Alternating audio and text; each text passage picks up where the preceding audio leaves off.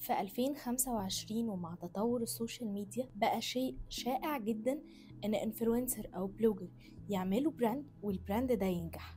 بس في 2013 الوضع كان غير، ورغم ان شهرتها ونجاحها على السوشيال ميديا سبب من اسباب نجاح البراند بتاعها، الا انه ابدا ما كانش السبب الوحيد.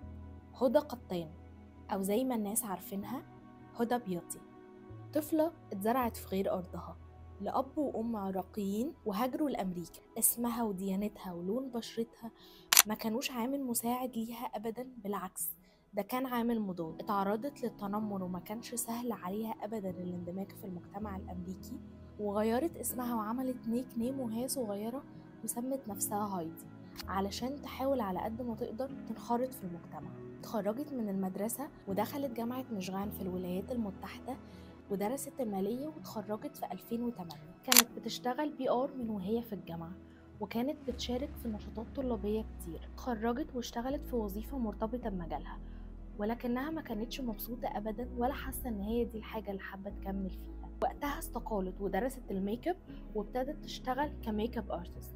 كانت شاطرة جدا وشغوفة بشغلها، وكان عندها عملاء كتير قوي، من ضمنهم فنانين كتير مشهورين.